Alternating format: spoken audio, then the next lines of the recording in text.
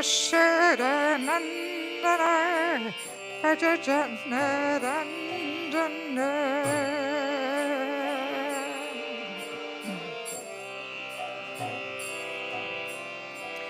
Yamunatira Vanachare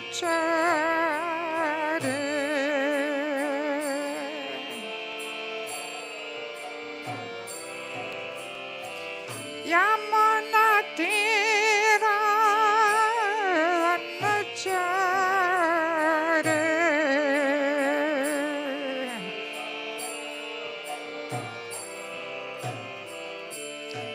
Jaya Rada Madhava Kandrabiyare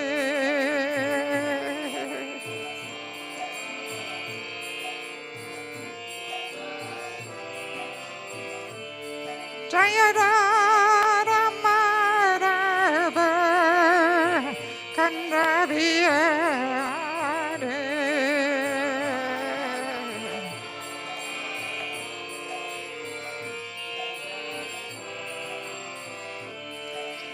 Gopidana Vallabha Kivarare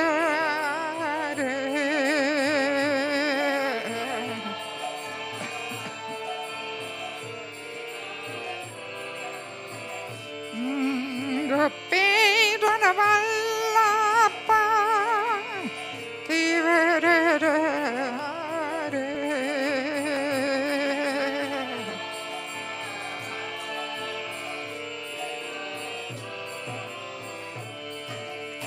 Yasharanandana Vachajanarandana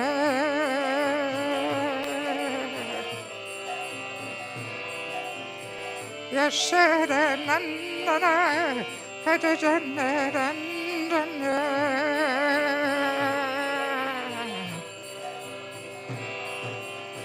Yamunatira Nachare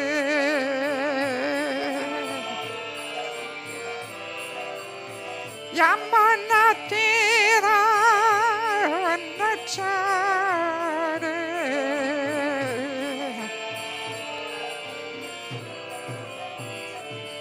Jayarada Madhava Kandrabiyare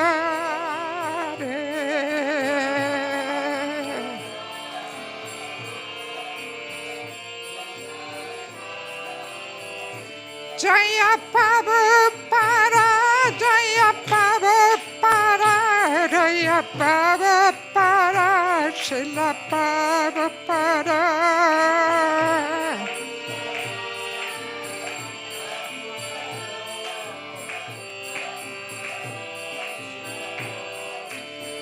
Nitagariva Nadiva Adiva Nitagariva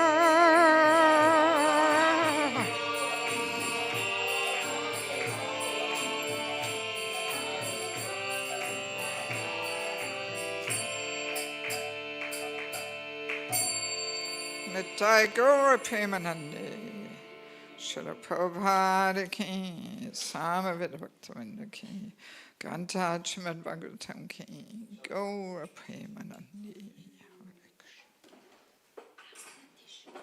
Den vielleicht. Das wäre gut.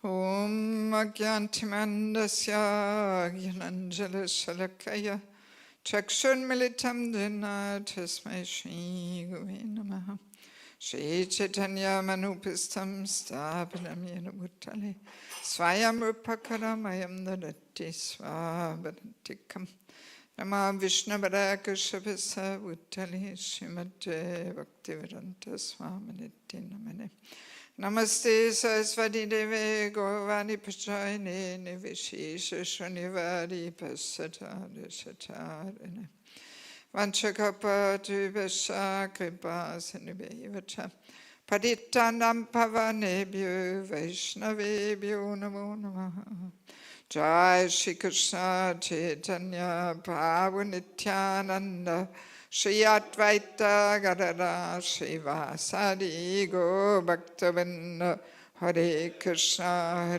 Krishna Krishna Hare Hare Hare Rama Rama Rama Hare Hare. Okay, so welcome to our morning class, and thank you for allowing me to once again share a few thoughts and realizations. And as it was announced this morning, we will have a topic-related Bhagavatam class. Yeah, so I picked a nice verse and purport, which we didn't write on, just to save a little bit of time, because often I find it hard to manage to finish at the right time. Hang on, here it is, the right Bhagavatam. Yes, so this is a very nice verse and purport from the 3rd canto, 15th chapter, verse number 18. Om Namo Bhagavate Vasudevaya. Om Namo Bhagavate Vasudevaya. Om Namo Bhagavate Vasudevaya.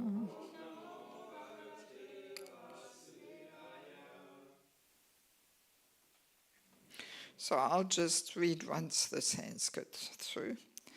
Paravatanya Brita Sarasa Chakravaka Datyuha Hangsa Sukatitiribahinamya Kola Halo Viramate Chiramantamucha Bringadipe Harikatam Ivagayamane.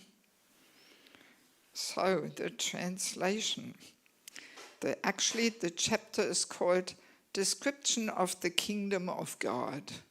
So there's a very nice series of verses describing the Vaikuntha atmosphere. And this is actually very relevant for us, because Prabhupada was always saying, a temple should be Vaikuntha, and we practice to create this Vaikuntha atmosphere. So let us hear what the mood is like in Vaikuntha. Translation. When the king of the bees hums in a high pitch, singing the glories of the Lord, there is a temporary lull in the noise of the pigeon, the cuckoo, the crane, and the chakravaka, the swan, the parrot, the partridge, and the peacock. Such transcendental birds stop their own singing simply to hear the glories of the Lord. Very nice. Yes. So in other words, even though these birds, they chirp so beautifully, but they consider their own singing not that fantastic. They rather hear the glories of the Lord chanted by the bees, which from a material point of view, all right, the bees, just humming away there. It's not such a fascinating sound, Actually, these birds, peacocks, they sound so much more beautiful. But that's the attitude, that people rather want to hear from the other living entities, that they chant the glories of the Lord. So now, purport by Srila Prabhupada. This verse reveals the absolute nature of Vaikuntha, There is no difference between the birds there and the human residents. The situation in the spiritual sky is that everything is spiritual and variegated. Spiritual variegatedness means that everything is animate. There's nothing inanimate. Even the grass, the ground, the plants, the flowers, the birds, and the beasts are all on the level of Krishna consciousness. The special feature of Vaikuntha is that there is no question of sense gratification. In the material world, even an ass enjoys his sound vibration. I really like that one. The ass. You know, everybody has to hear my sound. That's the mood in the material world. But in the Vaikuntha, such nice birds as the peacocks, the chakravaka, and the cuckoo prefer to hear the vibration of the glories of the Lord from the bees. The principles of devotional service, beginning with hearing and chanting, are very prominent in the Vaikuntha world. Yeah, so Prabhupada has often a very unique way of combining, words. So in the material world, even an ass enjoys his sound vibration. So I actually want to elaborate a little bit on this ass. Yeah, because, if we are a little honest and introspective, I think we have to admit that we all have a little bit of this ass-like mentality, that we think our sound is so fantastic and everybody has to hear it. I mean, that's why we're here in the material world, yes. And as Prabhupada Dasi describes, in the spiritual world there is no question of sense gratification. So therefore, there is no ass-like mentality in the residents of those inhabitants, but and the hearts of those residents, But because here there is that mood and spirit of sense gratification, and that leads to this ass-like mentality that we want to be noticed and recognized and so on, and we like to hear our sound, yes. Let's be a little honest. It's all pretty subtle, but Krishna consciousness offers so much opportunity for this ass to stick up his ugly head and make a big noise, right? Oh yes. All in the name of Krishna consciousness, we may very nicely, feed and boost the ass there. And we don't even notice. We think we are doing the right thing, because it's so subtle and we can hide it, So I do want to connect this a little bit with chanting the holy name. Some of you may know I do give 3-day holy name retreats.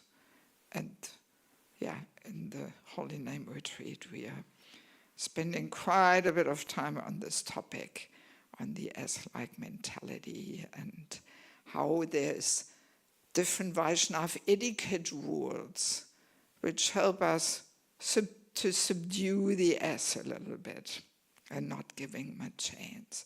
Vaishnava etiquette and culture is always our saving grace. Without that,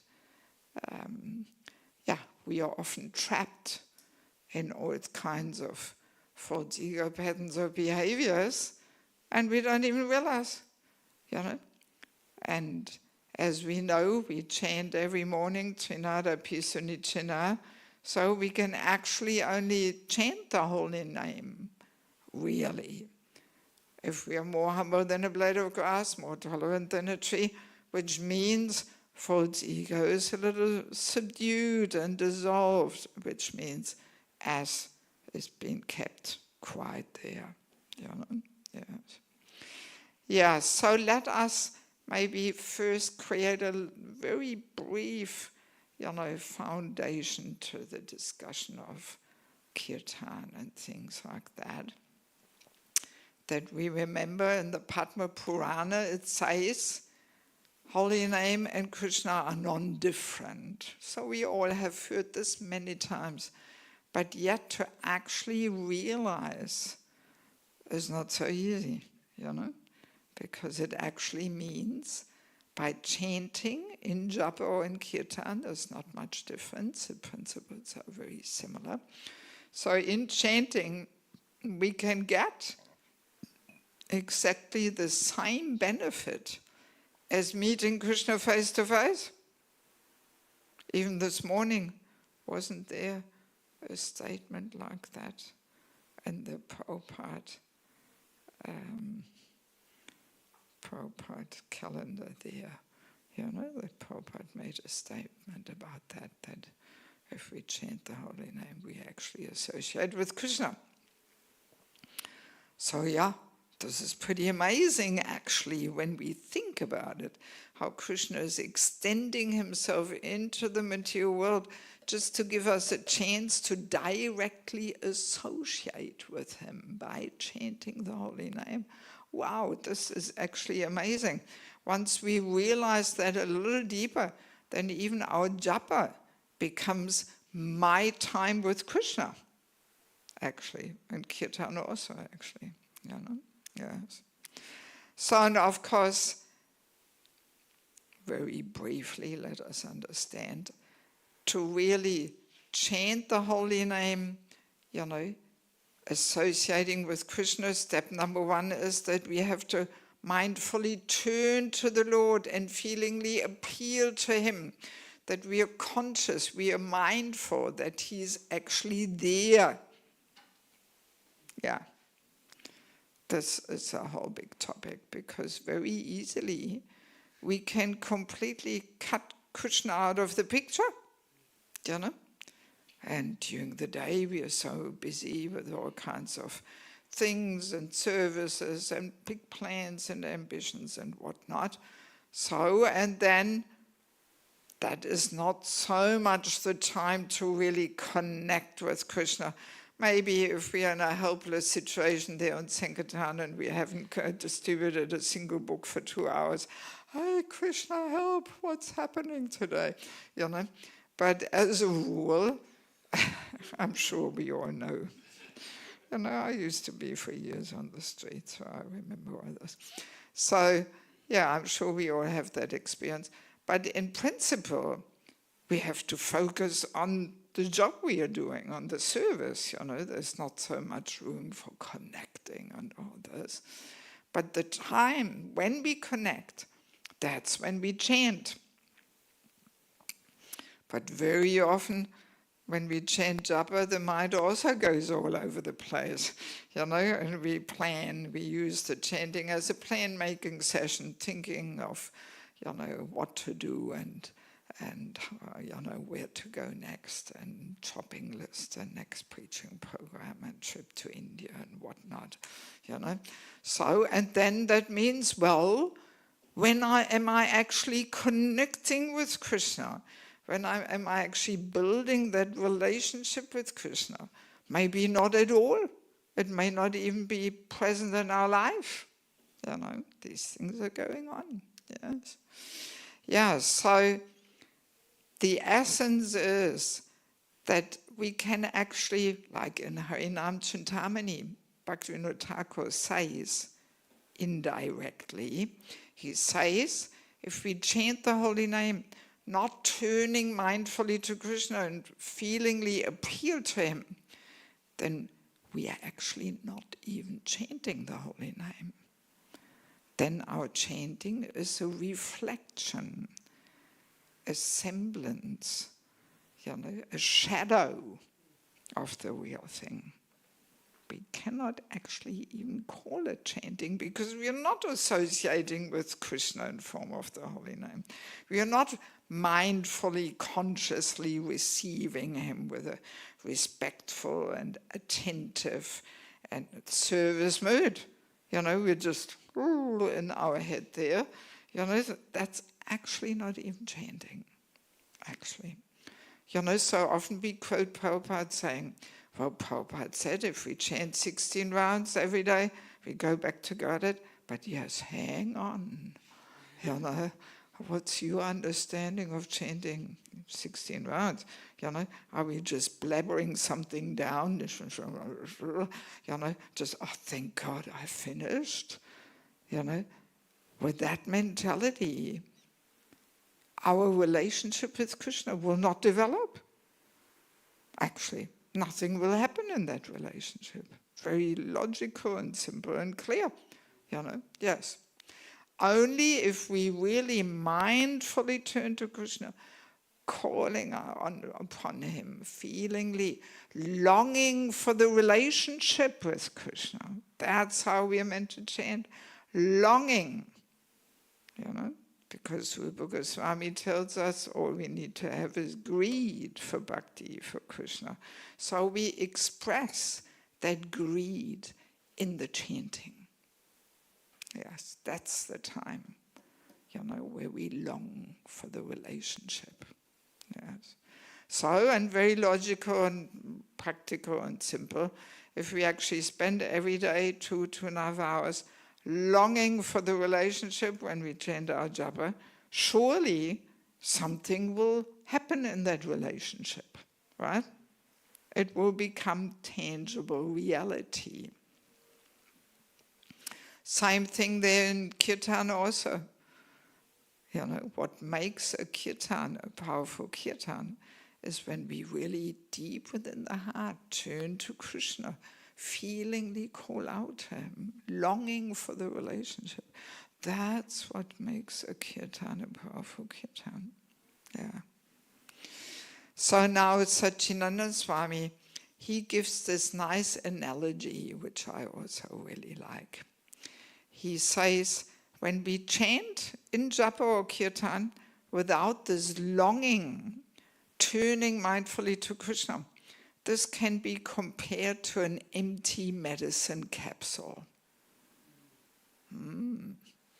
From outside, it looks like the real thing, you know, like a capsule, but yeah, not tablet, but capsule. So in capsule, you can open it, and usually there's some medicine inside, but there may be no medicine inside, and therefore no effect. Yeah. So this empty capsule chanting on the absolute platform of establishing our relationship with Krishna has zero effect. Good to know. We can waste so much time in Krishna consciousness, just taking empty capsules, you know? Yes, yes. Of course, we know even chanting Nam Aparat, you know, there is some almost a little material benefit, you know, that we can get some material opulence, or we are relieved from the sinful activities, the reactions to our sinful activities. But, you know, if we want bhakti, we are not even so interested in that. You know, we want to reawaken the lost and forgotten relationship. That's why we are hopefully here, you know.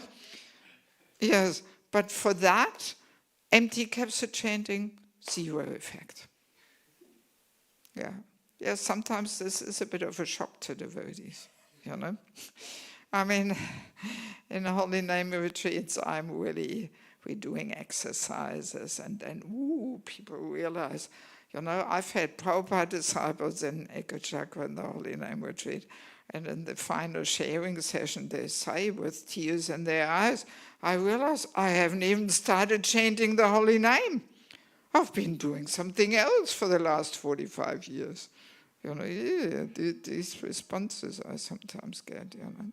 And when I think of myself, the first 20 years of my 40 years in Krishna consciousness, guaranteed empty capsule. I never heard anything about it. Nobody was talking about these things in those days, you know. And everybody only puts emphasis on the numbers. How many rounds are we chanting? But nobody asks, or what capsules are you taking? You know? So, and same thing in kirtan. Especially for the kirtan leader, if we don't connect feelingly, mindfully, turning to Krishna, calling out to him, empty capsule.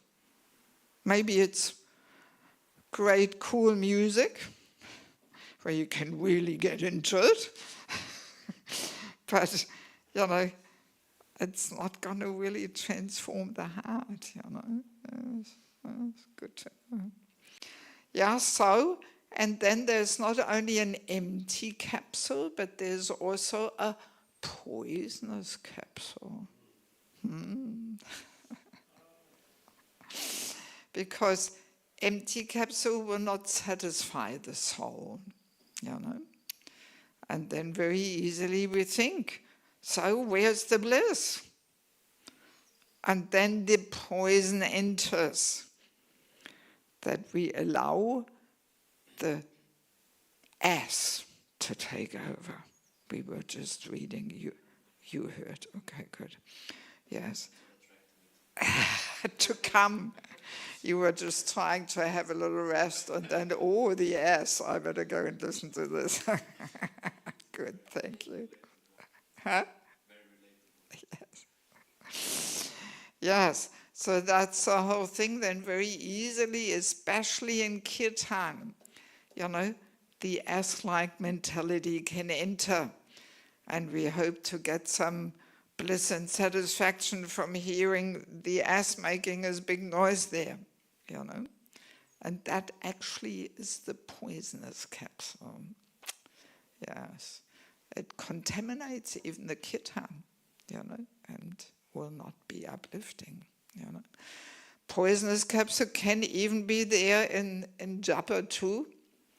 In the Holy Name Retreat we usually do role plays, you know, poisonous capsule in japa and kirtan, different groups. And yeah, it's quite interesting what comes out of it sometimes.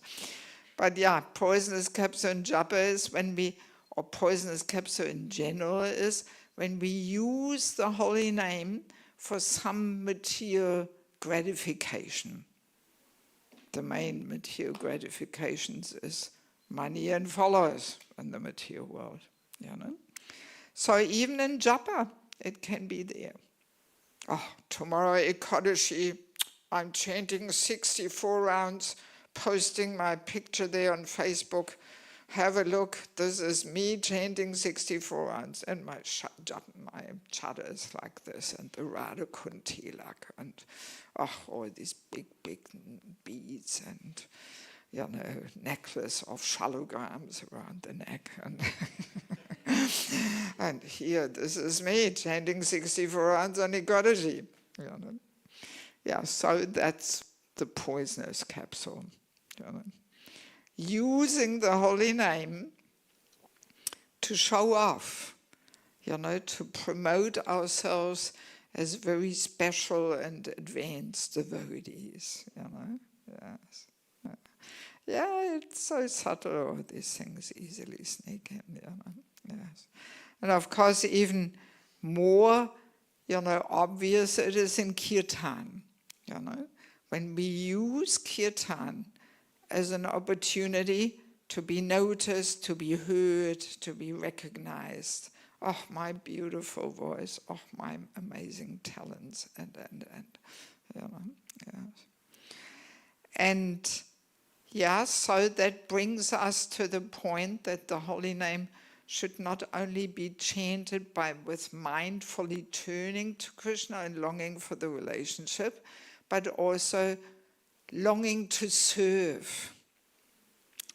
So we should chant the holy name with a genuine service attitude, longing to serve. So in japa it means we don't expect anything in return, because Prahlad Maharaj says, then we are doing a business deal with Krishna, it's not servant. When we expect something in return, even that, sneaks in that we chant, oh yeah, my grandmother is sick, so let me chant extra rounds, and then I will give that benefit to her. You understand? Yeah. This is a fruitive mentality. There's a difference between praying for the grandmother and thinking I can transfer the benefit I'm getting from chanting extra rounds to my grandmother. Right? You get the point? Yes? Yeah. Yeah, there's a difference, Yes. At least we are chanting, okay, for newcomers, let them chant extra rounds for the grandmother, But once we understand a little bit deeper what chanting is all about, then we have to realize now there's also a statement of Bhaktisiddhanta, and I think it's in the book Amritavani, where he says, if we chant for any other benefit except longing to serve, then this is not pure chanting. If we chant for health benefits and this and that and the other thing, no. It's not a karma kanda thing, that I'm performing some activity to get something in return. That's not what chanting is all about. The chanting is about re-establishing, reawaken the lost and forgotten relationship. That's what chanting is all about. Yes, also, Kartik is coming up soon. Very often we see this, that maybe newcomers, they offer 6 ghee lamps. One for me, one more for my sister, one more for my friend who can't come today, and she rang me and asked me to offer ghee lamp on her behalf. And. That's so, no. We offer this ghee lamp to get out of our comfort zone and do something little extra there.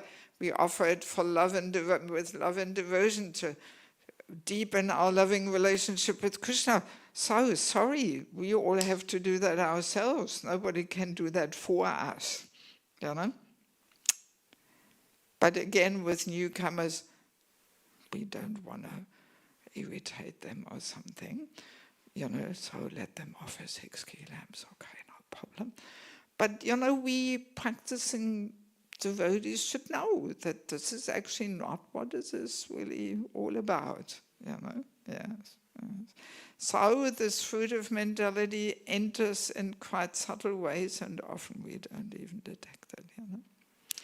Yeah. So in other words, even kirtan should be chanted with a service mood, wanting to serve who? Harinam Prabhu, Krishna in the form of the holy name. Yes, that's the mood we should enter kirtan, that we want to serve. And this makes quite a subtle difference. On Sunday we were talking about the power of consciousness, right? For those who were there. So, and I very briefly touched upon kirtan, how the consciousness of the kirtan leader or instrument players that travels on the sound that comes from our mouth or the instruments. That's what makes kirtan into a whole transcendental affair, right? Yes. So, and I often have that experience in these holy name retreats, Sometimes we have some groups there, or single people, individual people who come and, they're good kirtaniers, and they come with that expectation, oh wow, here's a chance for me, to demonstrate what a fantastic kirtanier I am. And then there's all kinds of ego clashes and storming going on. And then gradually, as the retreat goes on, and especially when we come to the ash, then people realize, okay, and I'm actually meant to serve the holy name, you know, and the whole energy of the kirtan changes. It's quite powerful to experience before and after, you know. Yes, yeah, it's very powerful, very powerful. Makes a big difference, even though it's so subtle, you know. So yeah, very important that especially the person leading the kirtan, of course, has to really try and connect, feelingly call out to the Lord, you know, yes. And serving the devotees who are there and the Lord by glorifying him. And not only the kirtan leader, but everybody actually who joins, who enters the kirtan, you know, definitely instrument players. I mean, also very often instrument players, they sit there with closed eyes, which also is not so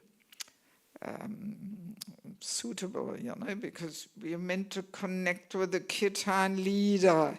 So if you sit there with closed eyes in your own bubble, 1, 2, 3, 1, 2, 3, you may not even pick up, you know, that the kirtan leader wants to, you know, get into a bit of a faster rhythm or something. And this can be very frustrating. So we don't sit in a corner with closed eyes, you know. We sit around the kirtan leader and we connect.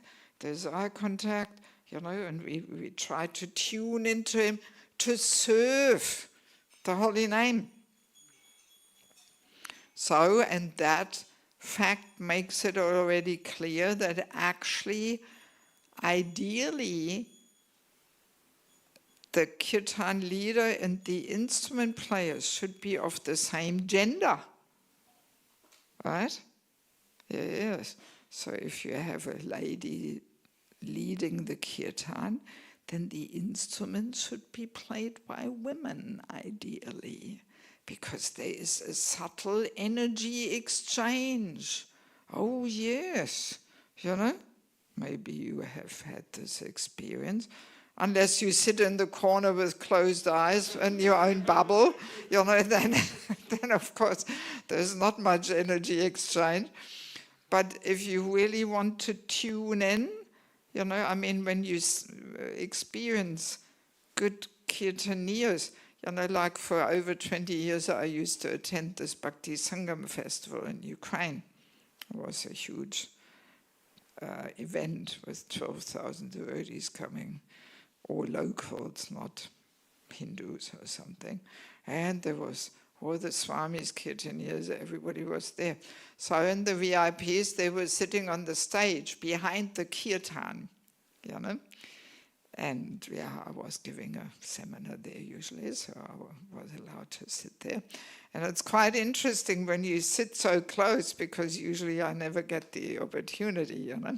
And then you see how much communication is there, you know, between the kirtan leader and the instrument players. Oh yes, you know, when Sri Ram Swami plays, you know, he really communicates what he wants. Or when Madhava is there, he communicates. Yes, yes. So there's a very strong energy exchange. And to have that amongst both genders, very easily we invite something else here, some other energy exchange. The man-woman attraction, you know. Yeah, so, yeah, good to keep these things in mind, because every last Saturday, you know, per month you have a kirtan day here and so on. So yeah, good to discuss these things a little bit, because then the more we follow these subtleties, the more pure the whole thing is, you know. Yes. First we have to establish that they don't embrace each other. I mean, you know, it's a different.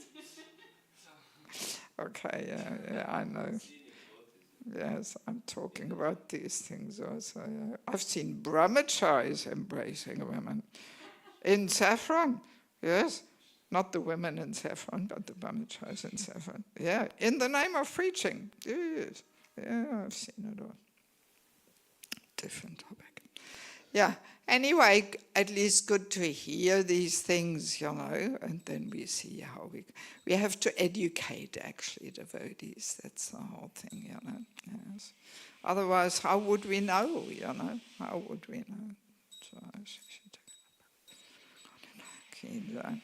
Yeah, so, but it keeps the kirtan more pure, So yeah, the service mood should be there definitely from the instrument players, that they were serving the holy name. And even when devotees dance in kirtan, it can also be a whole performance there to bring attention to ourselves rather than Krishna and the holy name. The men have their way to show off in dancing, and the women have their way how to show off in dancing, so we don't want to get into the details, but yeah, I think we all understand.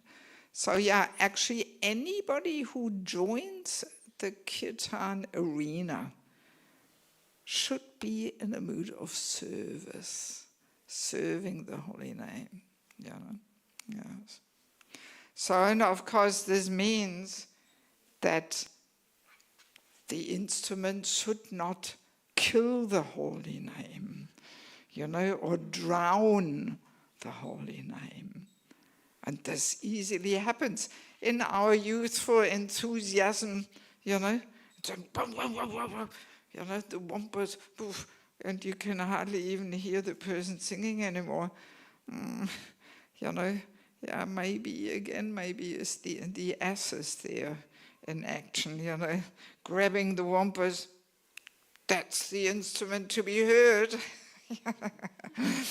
And that there's a whole competition, who can be louder and so on, and yeah. Yeah, so it's all happening and all pretty subtle. Actually, I'm sure we all have heard of Yadubar Prabhu, or maybe we have met him. He once told me this funny story. I know him personally a little bit. He was sharing how he was with Prabhupada in his room in Mayapur when there was one of the first Mayapur festivals happening.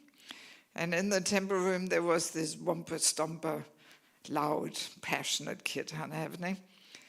And then when the kirtan stopped, Prabhupada turned to Yadubar Prabhu and said, "Good, he has finished." That's all he said. Good, he has finished. He didn't say any more than that. So yeah, obviously, Prabhupada was glad at least they're chanting Hare Krishna, And in the beginning stage, he maybe could not give so many more deeper aspects. And yeah, looking back over the last 40 years where I've been around, definitely, kirtan has evolved. And it takes a while for a whole international movement, to gradually come up to deeper understanding of things. And I remember, 30 years ago, kirtan was some sportive event for exercise,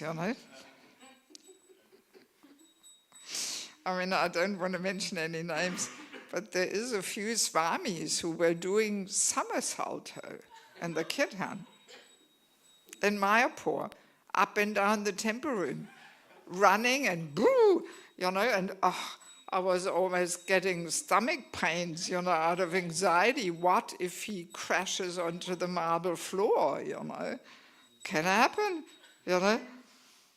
All right, he may leave his body in the kirtan in Mayapur, but yeah, my goodness, it was wild.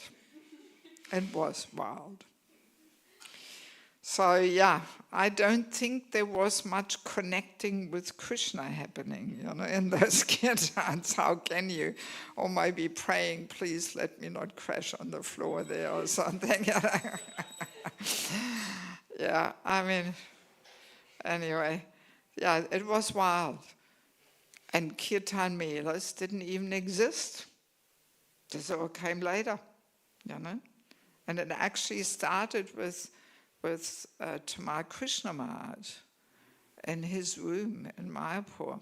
Coincidentally, I was there. And the first session was only with his godbrothers, all very confidential behind closed doors. They had this deeper and meditative and prayerful kirtan.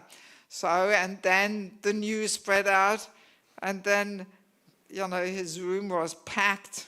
I was there a couple of times, but then it was too full, and they moved it to the Panchatattva temple room because so many people wanted to take part.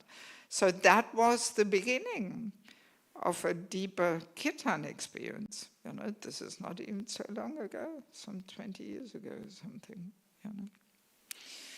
Yes, so, and from then onwards, there was some more awareness what kirtan is all about, you know. Yes, some more awareness. But yeah, I mean, and it's not that I'm always now talking about your kirtans here, but I'm talking also in general that very often we just play the instruments too loud. And we actually damage our hearing. A lot of senior devotees, they're deaf. They wear some hearing aids. You know, Indra Swami, Malateem, and so many others, you know, yes, and this comes from the kirtans, nothing else. And the medical term of this is industrial deafness. You know, industrial deafness. So in a factory, there may also be so much noise, and that makes you deaf. You know, so you got industrial deafness. So we don't want to, you know, have our kirtans giving us industrial deafness. You know, yes. Yes. No, it's a serious matter. Yeah, it's a serious thing. And in India, of course, the sound system is, you know, the louder the better, you know. I mean, sometimes I just can't tolerate it. My whole intestines are vibrating, you know. I almost feel sick. Yes, it's terrible. And of course, I mean, why are people turning things so loud, or why do they play the instrument so loud? Because they're already deaf, actually, you know. They don't even hear it that it's so loud, you know. Yes, it's really a big point. I mean, there's even some, you know, I'm not so technically up to date, but there's some way of measuring the, you know, how do you call them? These decibel things. And there is a limit how much we should have, but our kirtans are always above the limit. Always. Yeah. No need, you know. We can be enthusiastic also by playing softly in mood of service, in mood of serving the holy name, you know, yes. And not forgetting to turn to Krishna and call out to him, you know. So of course there's different moods, you know, in sitting down kirtans or in a standing up kirtan or harinam, you know. But I guess especially when we sit down in kirtans, usually as a rule most kirtaniers who are a little experienced, they take these tunes which help us to cultivate this calling out mood, you know, because we haven't really cultivated that yet so much, that we are meant to helplessly call out to Krishna when chanting, you know. So, and that's why usually, you know, every tune has their mood and their emotion, every tune, you know. So there's all kinds of tunes, the sunny and jolly tune, and the desperate tune, and the crying out tune, and the helpless tune, and so on, you know. So and these tunes which are more in the mood of crying out helplessly, They help us to turn to Krishna and call out, But of course, when we go in Harinam, we don't want to have those tunes, otherwise people think it's some funeral parade or something. But still, we shouldn't forget that we want to call out, because only then there is some power in our chanting. If we're just, okay, let's get into it, some passionate thing there to go to ventilate our mode of passion, that's not going to be so purifying for people. It's not going to do anything. It may look interesting, but it's not going to uplift and transform the heart. Yeah. So, and good. Even before you go in Harinam, you have a little 2-minute pep talk. Like the sports people do, the football team, they all get together and the trainer gives them a little pep talk, 2 minutes. So good to do this before Harinam. So yeah, let's remember what we are doing here. We want to give people Krishna. So we have to really turn to Krishna when we chant and really call out to him and beg him to give these fallen conditioned souls some mercy. And so already that makes a switch, Just so we remember, okay, that's what Harinam is all about, and not just having some fun time there. And, yes. So also, of course, to keep the ass a little subdued, we have all these Vaishnava etiquette rules. Actually, have you read this book by Jayadvaita Swami, Prabhupada's Kirtan Standards? Yeah, you should read it. You've got 10 copies there in the shop, I've seen. It's a nice book. I read it immediately when it came out. So he mentioned so many things there, which we are often not mindful, not aware. We do often the wrong things, what we shouldn't do, and all this. But some basic rules of etiquette, and some people know, some people don't. But we should actually wait until we are invited to lead. But people like to invite themselves instead of others. You can often observe this, that a bunch of people stand there when Prabhupada Guru Puja starts, and okay, who is leading? Well, nobody walks up to the mic, so it must be my turn. Even with speaking also, we should be invited. Even with things like Tulsi Puja also, we should invite each other. We should not invite ourselves. Or wait, who's taking the socks off? And okay, nobody has yet. Okay, if I've quickly taken off, then it's my turn. No, we should invite each other. Even the more senior people, they should not think I'm senior, I invite myself. But the younger devotees can also invite the seniors. Yes. Yeah, so good to know these things. And also interesting to understand, talking about the ass, if we feel some frustration, I didn't get a chance to lead. What's that? The ass is disappointed, didn't get a chance to stick up his ugly head and make some big noise there, Yes. Very clear, if we get frustrated, it means our pleasure and satisfaction is not coming from chanting the holy name, right? If it was coming from the holy name, it wouldn't matter who leads, because we are chanting the holy name when we follow also, So there's the whole thing of being so anxious to lead. It's false ego gratification, nothing else, Yes. So as long as we're so concerned, even in regards to the women's topic, whether women lead and what they lead, and I'm so sick and tired of this, because if we get a bit more deeper understanding about kirtan, then we don't care less who leads, if I lead or somebody else leads. And actually we realize when we are not leading, it's so much easier to connect.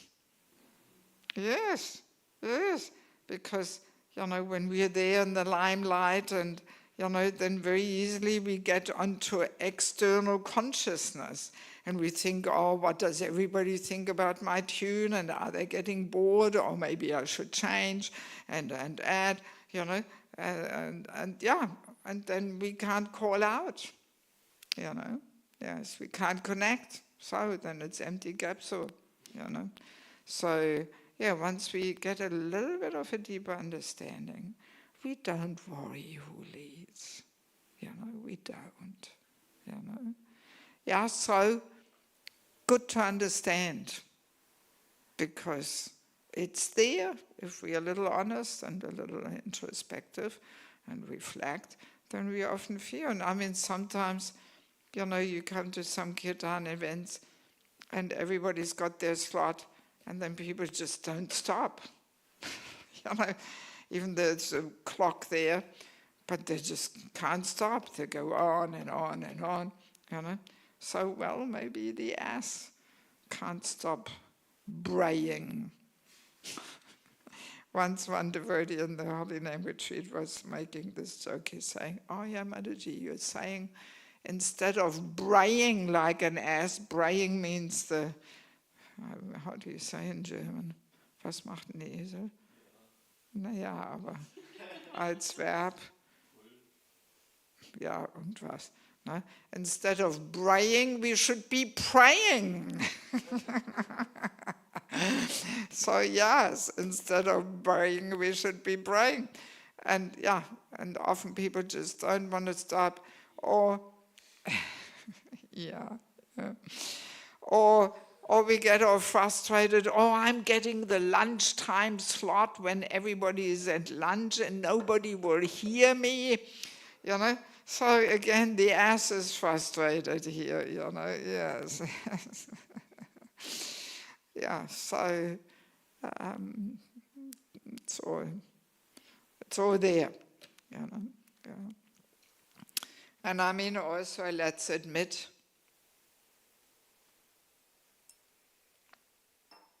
especially in our more neophyte stage, a lot of our satisfaction in Krishna consciousness comes from false ego gratification. That's the more beginning stage, even on book distribution, let's be honest. It gives a good false ego gratification. Oh, I've done 35 books today. Key joy,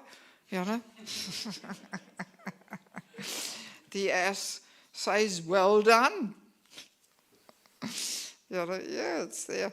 I mean, I remember, I was for 4 years in the ashram in Sydney. When we had some small day, we didn't even hand in the scores. We kept it for the next day, Rather, we heard no score read out for our name than a small one. Was too embarrassing, And if there's no name, well, maybe she didn't go out today, But if it says one book or something, embarrassing for the ass. So we were doing all these things. And I remember once I spoke to, some of these old book distribution heroes. And they were openly admitting, it was just a whole false ego battle and false ego gratification. And usually that's when you don't last in that service. For a few short years, you may be the number one. But then, mode of passion starts all fantastically and it ends in distress, and then usually people give it up, So we should be attached to the service rather than the result. And and then we usually get also a better result if we are attached to the service. If we simply get that satisfaction of being out there and doing it, rather than worrying too much what the result is. And then even a higher level we can say is that we are not even attached to a certain service, because even that is not unconditional. If we have that mentality, I only like to do this service, well, then most likely there is some little subtle gratification for the false ego coming along. It's not unconditional. Unconditional is all I want to do is serve, no matter what. That's unconditional. Even if I do something which is not according to my nature, where I don't get such a good result, it doesn't matter. I remember one Prabhupada disciple told me how Prabhupada asked him, so what do you prefer, management or book distribution? And he was saying book distribution. And then Prabhupada said, yeah, all right, that's nice, but now you manage. He was also brahmachari at the time and then sannyasi. Yeah, so we may have our favorite services, but, well, we should be attached to simply serve Prabhupada's mission, actually, and accept whatever comes our way and try our very best and so on. Yes, there is a few more little things which I could mention about kirtan.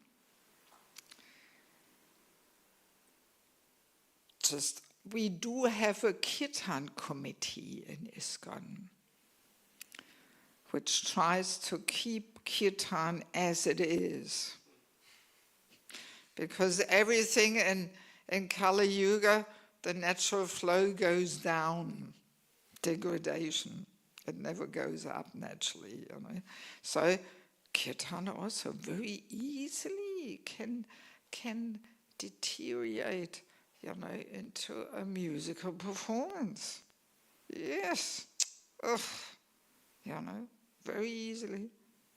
Because Kali Yuga, everything is a show and performance and external and so on. So kirtan very easily can just completely become something else. So this kirtan committee is there, trying to keep kirtan as it is. Not sure how active they were now, or they are now, but some years ago I remember I invited them to my place in Mayapur, and I was mentioning to them my concerns about the dancing, especially from the ladies, because this can become a whole dancing performance, maybe not so much here in this part of the world, I haven't noticed it, but in other parts, it's a whole choreographic thing there, and if you don't know how to do all these things, you feel you can't take part in the kirtan, so anyway, but they have a few recommendations.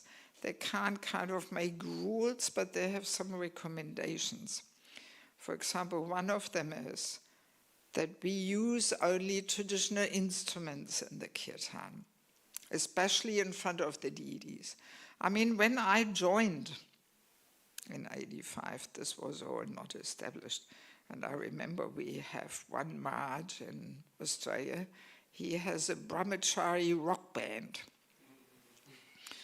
And that rock band was, playing in the temple room in front of big Radha Gokulananda, the reggae kirtan style, with all electric guitar and drum kit and the whole lot.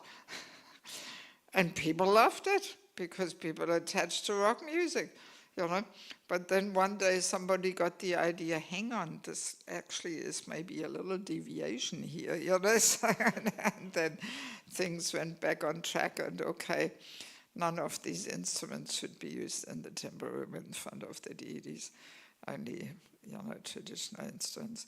Gaudiya Math doesn't even use harmonium. They only use kirtan, madanga and kartas, Because harmonium came later by the German Christian missionaries. They brought the harmonium to India. That's why the best harmonium reeds are made in Germany. German quality. Yes.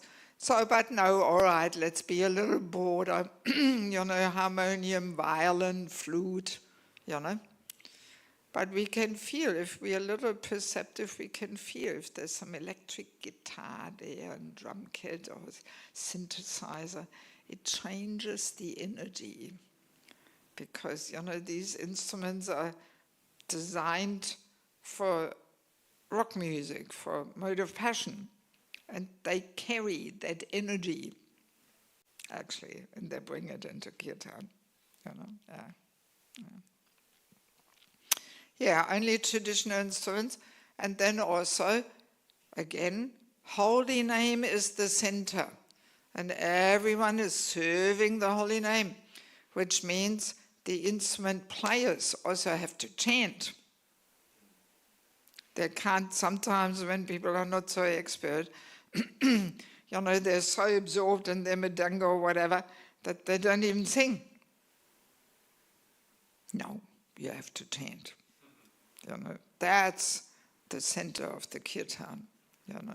Yes. And if you use your mouth to play the instruments, you sometimes have to put it down and sing, just not to forget. What kirtan is all about. You have to sing. Yes, and then what else?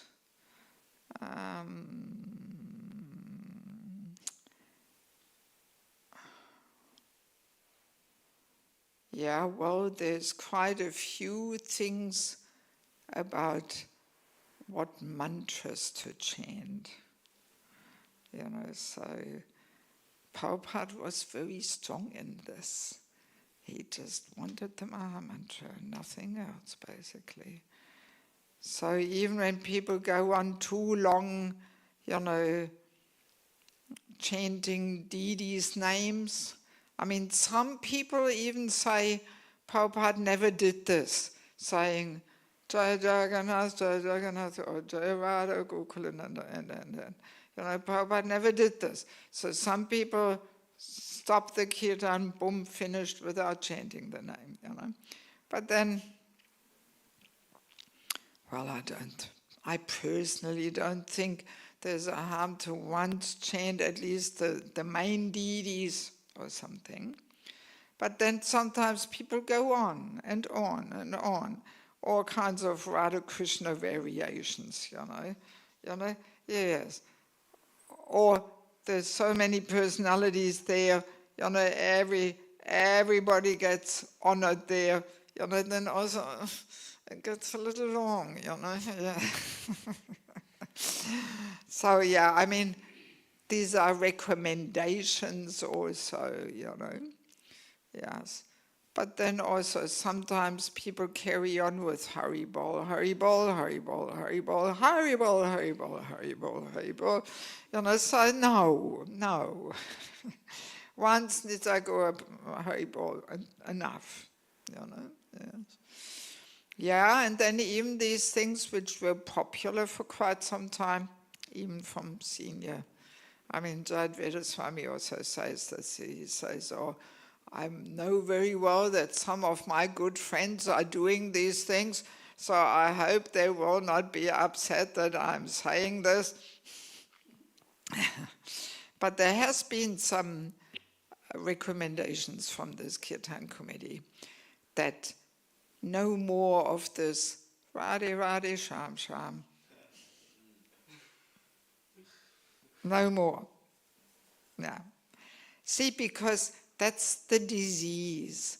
If we don't make effort to get on deeper levels of chanting the holy name, really connecting, then we feel very easily we have to make it all more interesting by inventing all kinds of things, the Radhe Radhe Sham Sham, or the men, the ladies, Also, no more of this. You know, because, yeah, chanting is chanting, doesn't matter, ladies, men, you know. Yes, yes. Or even, Jayadvaita Swami even says, you know, these additional comments, one more time, from the heart. We all know who likes to do that. You know, yeah, because otherwise, you know, 20 years down the road, people think it's part of the Maha Mantra, from the heart, from the heart. Yes. Better to mention these things, you know, before we start chanting. You know, I find this so much more effective than having these 12-hour kirtans. You know, let's just stop for 15 minutes and say a few words about the chanting, and then let's focus again. This would be much more effective than just chanting for hours and hours. Then very easily empty capsule, poisonous capsules, so many things come in, you know. And better then to mention this, that we should chant from the heart, calling out, but not in the kirtan. No additional things, you know, no bolo bolo and whatever people put in there, you know, yes. Yeah, it's not part of the Maha Mantra. Let's stick to the Maha Mantra, you know, and nothing else. You know? Yes. And what else do we have?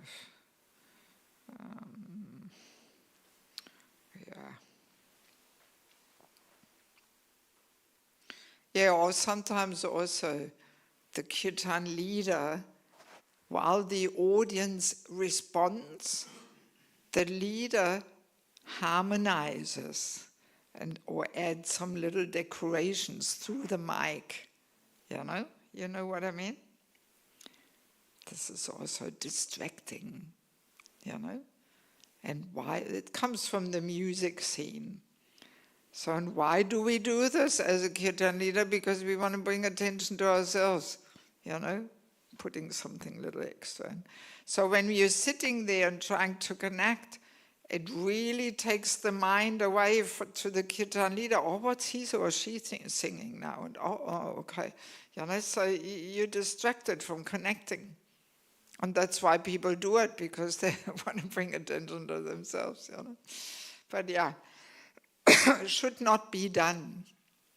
Yeah, should not be done. Or also even singing when the group responds, when the leader sings through the mic, or somebody else singing through the mic, should also not be done. This can only be done if you are in a big public preaching program and the people don't know how to follow the tune, you know, and then, okay, you help them along. But otherwise, no need, no need. In India, Bangladesh, this is a common thing on big programs. Then somebody grabs the mic and, you know, the ass, here's my chance. Okay, I'm not leading the kirtan, but they will all hear me. When the response is there, you know, then I'm singing through the mic. Yes. Yeah, it's all the yes, you know. Yeah, no need. The audience should answer without mic, you know. Yes. I mean, going back to kirtan, even clapping is counted as an instrument. And I'm sure we may have had that experience, that very often there's somebody there who claps so loud. Listen to my clapping. The ass. All right, I can't sing, but I can clap. And everybody will hear it. And when you get a little more perceptive, it's very irritating, right? You've experienced this? That, you know, and it becomes especially irritating if it's offbeat on top of it. You know, then it really becomes irritating. But even if it's in the right beat, yeah, because it's again the ass wants to be heard and noticed. You know, so if we clap, it should be in the service mood, you know, not wanting to be heard, not standing out, you know. Yeah, so there's so many things. Yeah, time is getting... All right, let's finish here and see what comments and questions we have. Yes, okay. I have a few comments because I also read the book of Maharaj. Yeah. One thing I found also remarkable or nice to know is that he recommends before doing anything, we should always take shelter and chant the pranam of our guru. Yeah. It's similar to if we do puja, we are not doing them our own. We Yes. go to the spiritual master, that Yes. we're doing it on his behalf. Yeah. The same attitude should be there in Kirtan. Yeah. Yeah, good point. Because that puts us in a service mood, you know.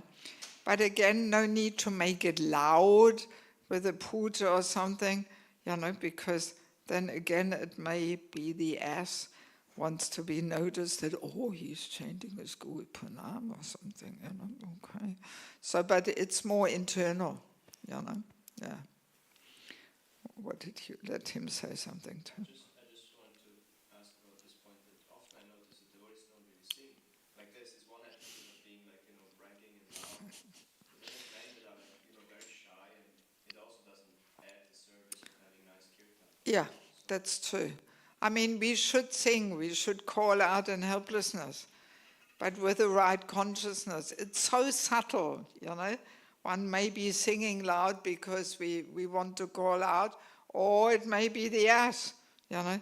But if people don't even open their mouth and they don't sing, you know, then yeah, this is also not good. And often it's when people are neophyte, when they don't know, you know, that it's important to sing. And even for the body, it's good to sing, you know, it's good. It stimulates the circulation, the lungs, you know, yeah, so why not properly sing, you know, yes. But yeah, this may all have to be told in the beginning, especially if you have a more neophyte crowd there, you know, then please sing. Or, you know, rather than saying from the heart once again, you know, then sometimes people also quickly stop the kirtan and give some little pep talk. Let's try again. Sing, you know? Yeah. What else? Let him say something. I was reflecting on the kirtan I was supposed to lead now. I felt like, I'm not sure, maybe I didn't look in the mirror enough to see, maybe I'm just a total donkey. It's not visible looking in the mirror, unfortunately. There's no long ears growing, you know. I meant metaphorical mirror. Okay, yes. Reflection. Yeah. And I felt like I was starting off a little bit like a little bit at least. So I felt like I'm sincere, and then it happens a lot that there's some youthful enthusiasm from Yes. devotees who are with me, and it's not that I particularly want to join that mood, but it just swallows me. Yeah. So how can and in the end I felt like I'm so sorry. I feel like I went too loud, too fast, Yes. too quick, Yes. and I felt sorry. I lost that connection with my own sincerity. Yeah. So how do we protect ourselves from that influence in a proper way? Because we don't want to blame anyone, and Yeah. ultimately there is enthusiasm, there is a genuine joyfulness in kirtan that comes out. So, but as a leader, I'm responsible, as you say, to protect my own proper intention and consciousness. Yeah. So maybe that's the mistake. Yeah, I mean, ultimately, education is always the key. We have to talk about these things, you know. And then also, you know, if you're mindful of it, you can try and communicate this to the instrument players. Because that's usually how it starts. You know, that somebody bashes the instruments loud, and then the leader also has to become louder and more passionate to try and outdo all the noise from the instruments there, and then it's just escalating, you know. So, I mean, you should see Bibi Govinda Maharaj. You know, he just snatches off the cartels, snatches off the wampus of people. You know, doesn't allow them to play. I mean, you don't have to do it like that. Just do it with a glance. Yeah, or just, you know, giving people a hint. Turn it down a bit, you know. Because, yeah, one can be super enthusiastic, but still quietly chant, you know. I mean, I've been in some kirtans, I think Janananda Maharaj does it sometimes, you know, that he goes all quiet. He sings very quietly, and, you know, and it's still fast and enthusiastic, but all quiet. Possible, you know. It's not that our enthusiasm has to be expressed in industrial noise, you know. Yeah. You know, so I guess, yeah, there may be all different tricks when we lead the kirtan to somehow keep control of this and try and avoid it, you know. Or by all of a sudden going slow, you know. And then people cool down a bit or something. And then faster but quiet. Or whatever, you know. So you have to experiment. Yeah. Just another thing that he was mentioning is that, as you were saying, that this Jaya Jaya is not recommended because everything is included in the Maha Mantra. Yeah. We automatically worship the deities if we chant the Maha Mantra. Yeah. There's no need to sidely mention. Yeah. And but there are other mantras which are bona fide. For example, Govinda Jaya Jaya, and the first two lines of Hari Haraya Nama Krishna. Yeah. This we can chant. Yeah. But then there's also so many mantras which should not be chanted, you know. Yeah, I mean, even Prabhupada was not so keen on the Radhe kirtans on Radhastami and stuff, you know, because also Radharani is in the Maha Mantra. Hare is Radharani. No need for these Radhe kirtans, because very easily then it invites also some kind of a sahajya mood there, you know, oh, Radhe, you know, yes. And I mean, Bengalis are expert in making all these combinations there, Radhe, Hare Krishna, Hare Ram,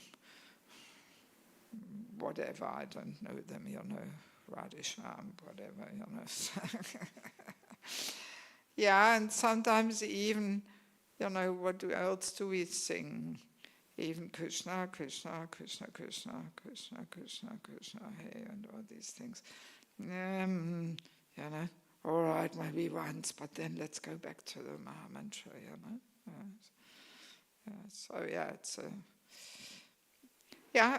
all these things sneak in when we don't get on deeper levels of chanting, when we don't understand it's all about connecting, and then we run out of ideas there in the kirtan, and then we can come up with all kinds of stuff there, you know. Yeah. Unlimited variations, you know. Yes. All right, 9 o'clock. Thank you kindly for your participation. Srila Prabhupada ki, Samaveda Bhaktivinoda ki, Gaura Premanandi, Srila Prabhupada ki, Jai.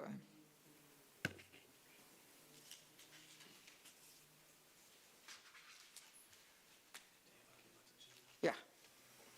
Ich wollte dich fragen, ob ich das filmen könnte, wie du Jaya immer genau spielst. Och, lieber nicht, meine Stimme ist so kaputt. Oder meinst du nur auf dem Harmonium? Ja. Ach so, du willst nur sehen, wie die ja doch, das können wir machen. Ist das okay? Ja. Wow, cool, danke schön. Wann geht ihr denn?